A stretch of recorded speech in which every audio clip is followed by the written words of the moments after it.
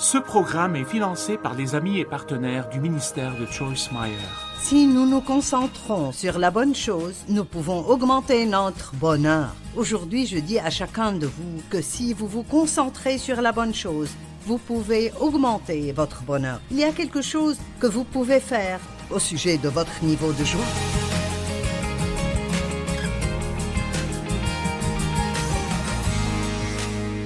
Bienvenue à vivre pleinement votre vie de tous les jours.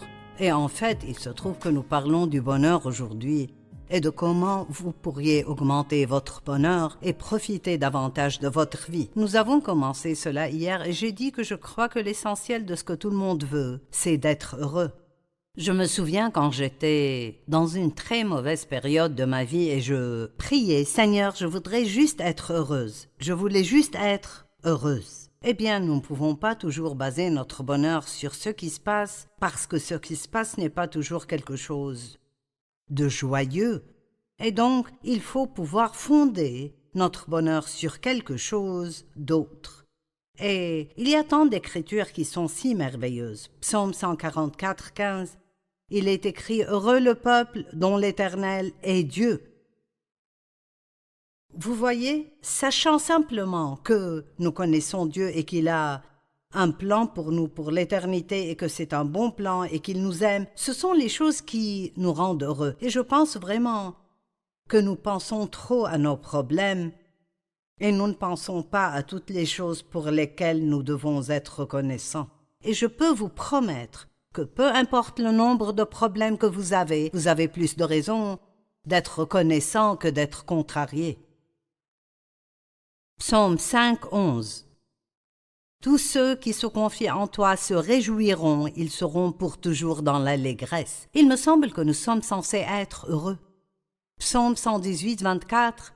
Voici le jour que l'Éternel a fait, nous nous réjouirons et nous en serons heureux. Et vous savez, parfois nous devons dire, nous le ferons.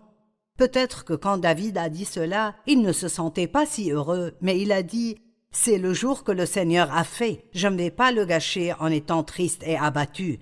Je vais me réjouir et être heureux. Et souvent, c'est une décision que nous devons prendre. Hier, nous avons parlé de la façon dont croire la bonne chose augmente votre bonheur.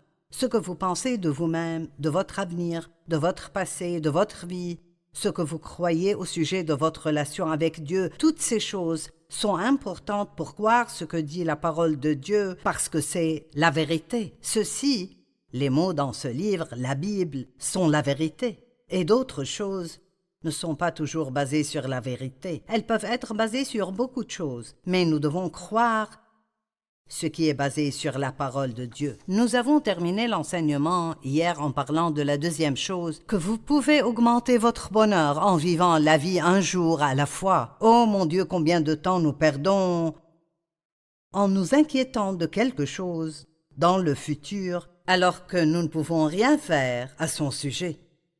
Si vous prenez ce temps où vous vous inquiétez et vous le transformez en prière, cela donnera à Dieu une opportunité de travailler et de prendre soin des choses au lieu que vous vous en souciez. Nous ne voulons pas nous inquiéter pour hier, ni nous inquiéter pour demain. Nous voulons vivre la vie un jour à la fois. Et je me rends compte qu'il y a beaucoup d'imprévus dans notre vie. Et nous sommes des gens qui aiment savoir parce que nous aimons avoir le contrôle. Mais nous devons croire que Dieu est plus intelligent que nous et qu'il peut prendre soin de nous mieux que nous prenons soin de nous-mêmes. Et nous devons lui remettre nos soucis et le laisser s'occuper de toutes les choses qui doivent être faites. Paul a dit qu'il a appris à être heureux, peu importe s'il est abaissé ou dans l'abondance. Dans Philippiens 4, 11, il a dit « Ce n'est pas à cause de mes besoins que je dis cela, car j'ai appris à être satisfait de ma situation. » Et au verset 13, il dit « Je puis tout par le Christ qui me fortifie. » Vous voyez, c'est une belle chose à croire aussi. Quoi que je dois faire, je ne sais pas comment ma situation changera demain, mais je ne vais pas perdre aujourd'hui à être misérable à propos de quelque chose qui pourrait arriver ou non. Et quoi qu'il arrive demain, je crois que Dieu me donnera la force de pouvoir faire tout ce que j'ai besoin de faire dans ma vie. Heureux le peuple dont l'Éternel est Dieu. Nous nous soucions tellement de l'argent. Laissez-moi vous dire une des choses que Jésus a dites. Jésus a ordonné aux soldats de se contenter de leur salaire. Eh bien, mon Dieu, combien de personnes ne sont pas satisfaites de ce qu'elles sont payées? Cela devient le centre de votre vie. Ils me maltraitent, je ne gagne pas assez d'argent, blablabla, blablabla. Et dans Luc 3, 14, les soldats lui ont demandé « Et que devrions-nous faire ?» Avez-vous déjà pensé à demander à Jésus « Que devrait être mon attitude dans cette situation ?» Waouh! Je pense que nous savons déjà la réponse au fond de nous.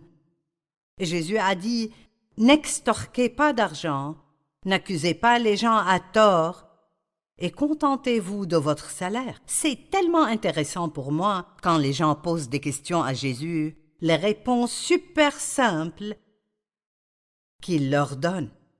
En gros, il dit « Traitez bien les gens. Contentez-vous de là où vous en êtes dans la vie.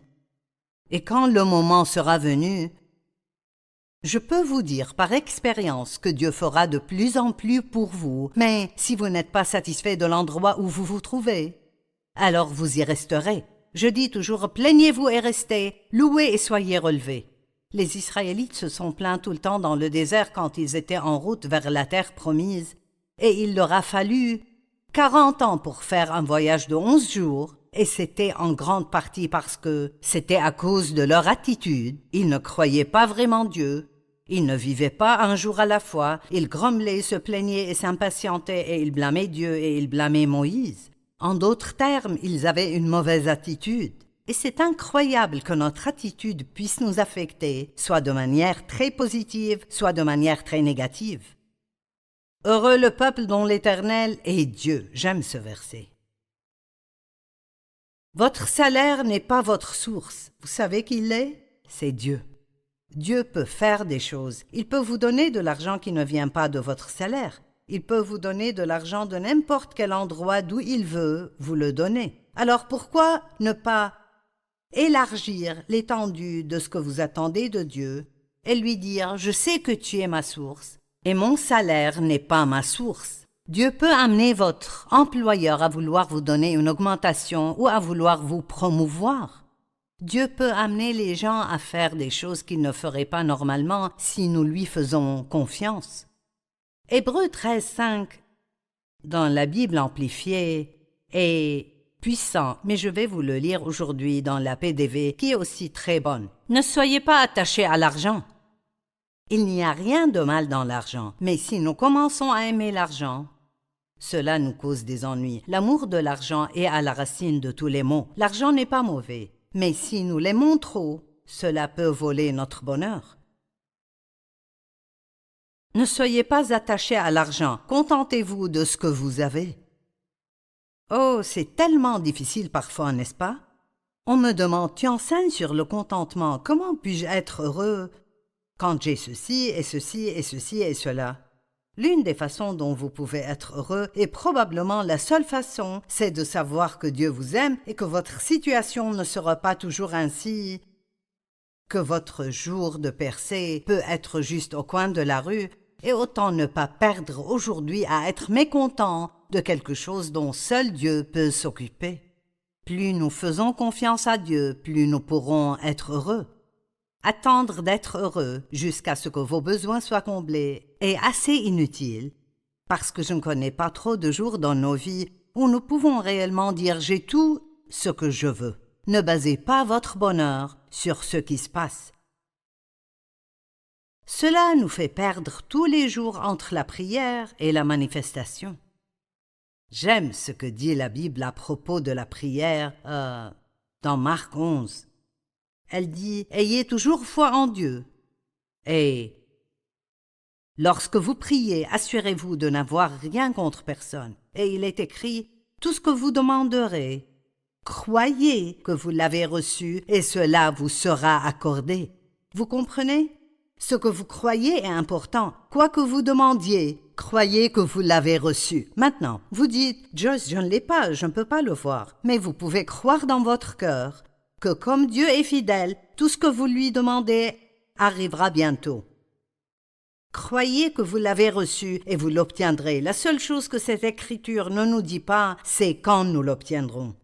Donc je dis toujours, nous avons un début et une fin, mais c'est ce qui est entre les deux qui est difficile. Et c'est là que notre foi est testée. C'est là que c'est important de dire, Dieu, je crois que tu travailles et que ma percée arrivera au bon moment. Prenez la décision de vous réjouir de votre vie, car la vie est le cheminement, pas la destination. Et quoi que vous vouliez qu'il se produise en ce moment, je peux vous garantir que quand cela arrivera, ça pourra vous rendre heureux pendant quelques jours, et puis vous voudrez autre chose, parce que c'est juste la façon dont nous sommes. Nous sommes en fait créés par Dieu pour vouloir progresser, mais nous n'avons pas à être malheureux tout le temps jusqu'à l'obtenir. Alors décidez de jouir de votre cheminement. Appréciez vos enfants pendant qu'ils grandissent. Appréciez votre maison.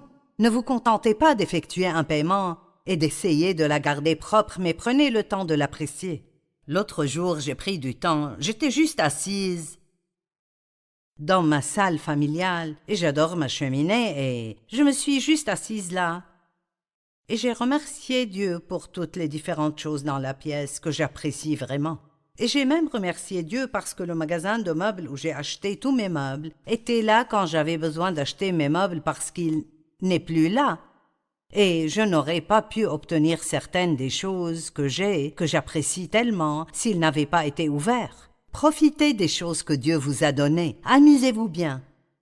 Ne soyez pas toujours contre vous-même en trouvant ce qui ne va pas en vous-même. La Bible dit que la femme doit se réjouir de son mari. Et à chaque fois que je dis ça dans une réunion où j'ai une foule de gens, les femmes grognent toujours. Eh bien, vous savez, vous pouvez apprécier celui avec qui vous êtes marié si vous arrêtez de regarder à tout ce qui ne va pas en lui et vous regardez ce qui est bon en lui. J'ai écrit une liste une fois de tout ce que je pensais être mauvais en Dave et tout ce que je pensais être bon. Et j'ai été vraiment surprise quand j'ai fini. Les choses que je pensais être bonnes, que j'aimais vraiment en lui, étaient beaucoup plus nombreuses que les 3 ou 4 choses que je pensais être un problème. Si nous nous concentrons sur la bonne chose, nous pouvons augmenter notre bonheur. Aujourd'hui, je dis à chacun de vous que si vous vous concentrez sur la bonne chose, vous pouvez augmenter votre bonheur. Il y a quelque chose que vous pouvez faire au sujet de votre niveau de joie. Vous n'avez pas à vous asseoir de côté et à attendre que quelque chose se produise et vous rende heureux. Si vous faites cela, alors vous basez tout sur votre situation. Vous pouvez prendre une décision maintenant aujourd'hui. Je ne vais plus perdre plus de jours de ma vie à être malheureux. Jésus est venu pour que je puisse me réjouir de ma vie et l'avoir pleinement jusqu'à ce qu'elle déborde. Et je vais commencer aujourd'hui à apprécier la vie que Jésus a payé cher pour que j'aie. Appréciez les gens dans votre vie, même s'ils ne sont pas parfaits. La prochaine chose que nous pouvons faire qui contribuera à notre bonheur, et ceci est important, c'est de rester en paix. J'ai grandi dans une maison de troubles, de disputes et de colère. Et je ne savais même pas ce qu'était la paix avant d'épouser Dave, et c'était un homme si paisible. Et je suis passée par toutes sortes d'étapes. Je lui en ai voulu pendant un moment parce qu'il avait quelque chose que je n'avais pas. Mais il est resté si stable dans la paix que finalement, j'ai eu faim de la paix que je l'ai vu avoir. Et si vous voulez suffisamment la paix, vous pouvez avoir la paix. Mais vous devrez peut-être vous changer vous-même au lieu de toujours vous attendre à ce que Dieu change votre situation. Laissez-moi vous lire un passage. Jean 14, 27. Jésus a dit « Je vous laisse la paix, je vous donne ma paix. Je ne vous la donne pas comme le monde donne. Que votre cœur ne se trouble pas et ne se laisse pas avoir peur. » Et savez-vous ce que dit la Bible amplifiée? Arrêtez de vous laisser bouleverser et déranger. Arrêtez de vous permettre d'avoir peur et d'être intimidé. J'adore ça. Jésus a dit, écoutez, je vous laisse ma paix, c'est un cadeau pour vous, la voici. Nous n'avons même pas besoin de prier pour la paix parce que nous avons la paix en nous. Jésus est le prince de la paix et il vit en nous.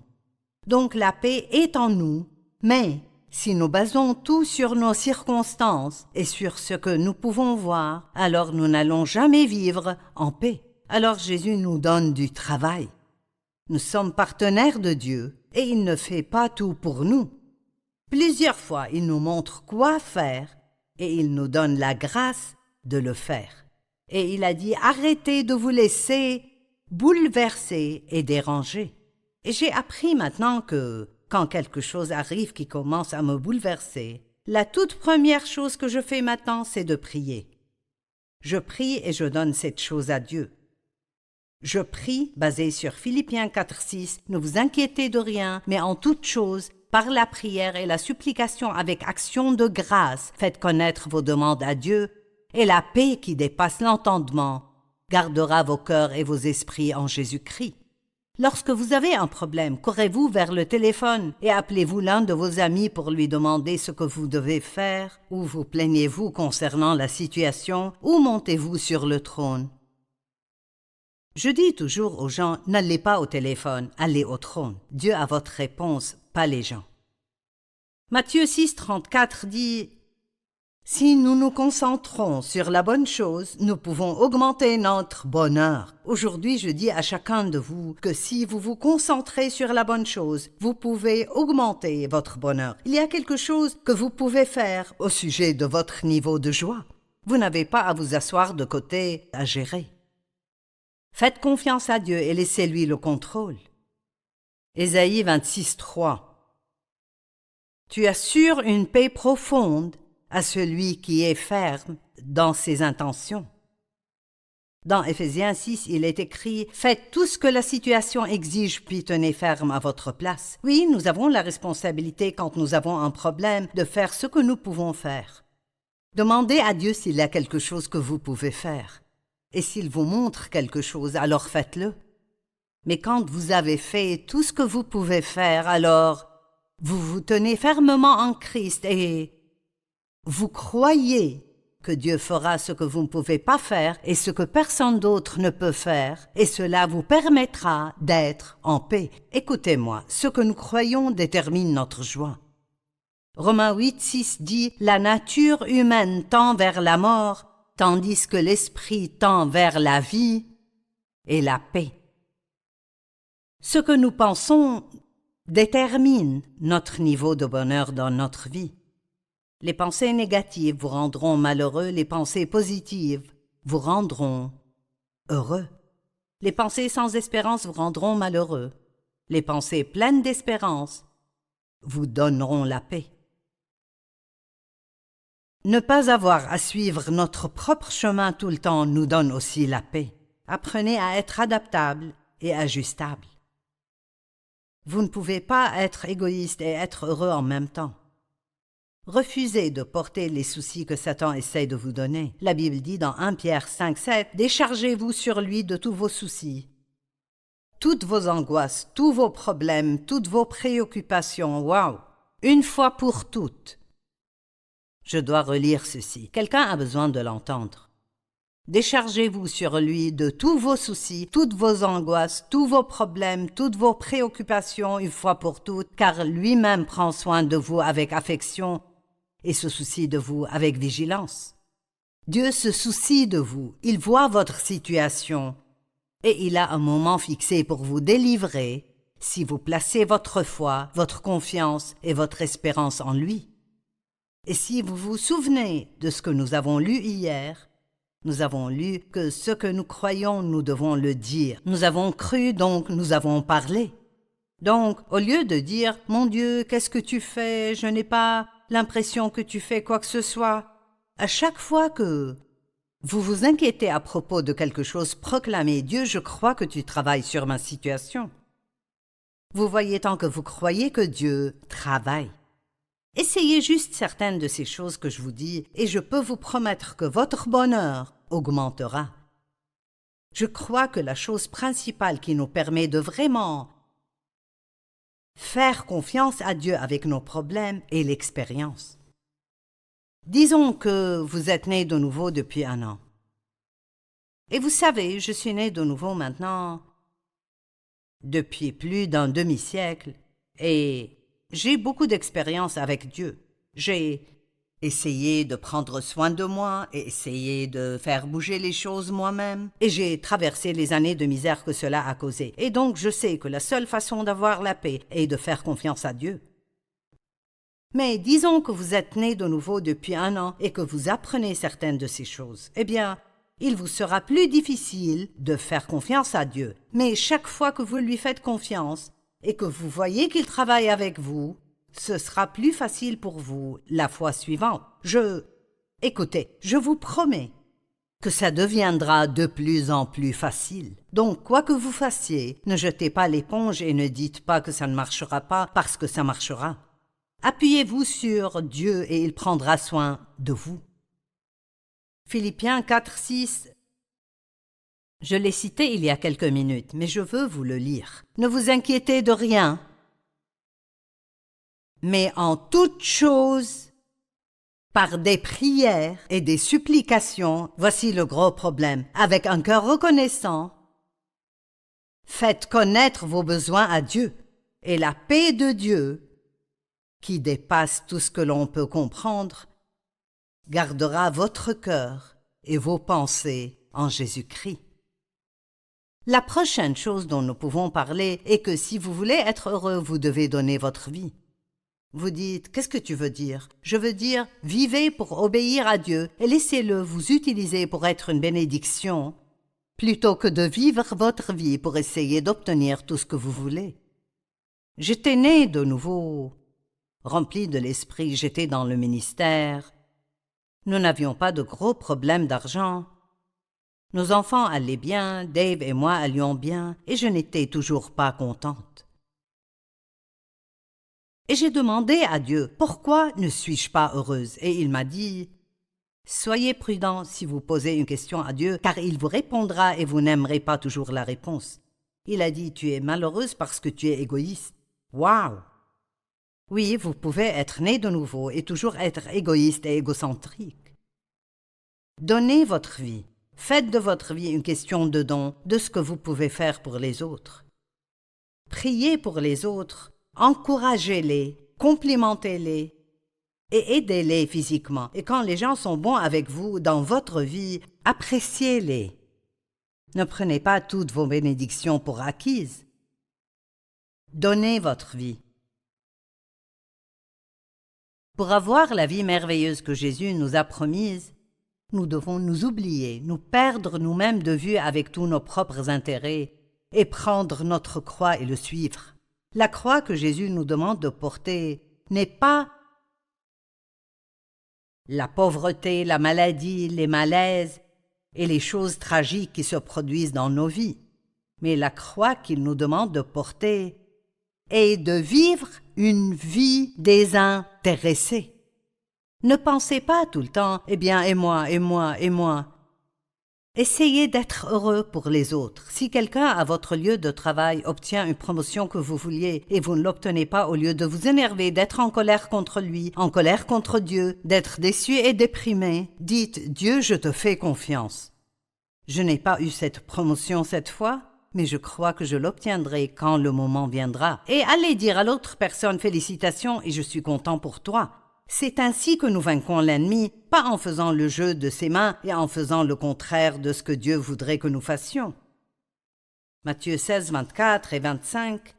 Alors Jésus dit à ses disciples, « Si quelqu'un veut être mon disciple, qu'il renonce à lui-même, s'abandonne, se perd de vue et s'oublie ainsi que tous ses propres intérêts, qu'il se charge de sa croix et qu'il me suive. Cela ne veut pas dire que Dieu ne veut pas que vous vous occupiez de vous-même, ni que vous ne pouvez jamais rien faire pour vous-même. Mais cela signifie que ce n'est pas 99% de votre temps pour vous-même, et peut-être 1% de votre temps à ce que vous pouvez faire pour les autres. Soyez agressif à ce sujet. Dans ma propre vie, c'est exprès que je pense à des gens pour qui je peux être une bénédiction, quelqu'un pour qui je peux faire quelque chose. Il n'y a personne au monde qui n'aime pas recevoir un cadeau. Il n'y a personne qui n'apprécie pas un compliment. Il n'y a personne qui n'apprécie pas d'entendre le mot « merci ». Plus vous donnez, plus vous serez heureux. Acte 20, Dis, il y a plus de bonheur à donner qu'à recevoir. Ça ne semble pas logique, n'est-ce pas, mais c'est le cas. Plus de bonheur à donner qu'à recevoir.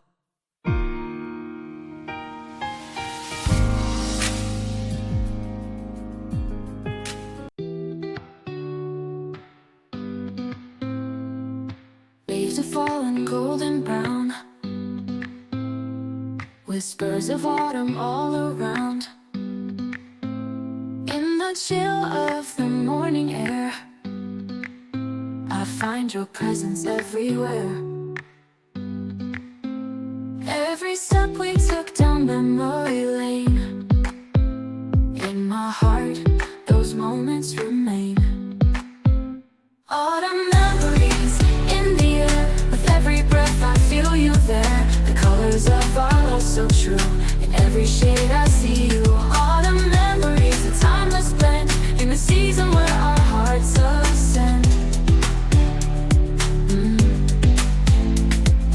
Underneath the old oak tree, you and I, just you and me.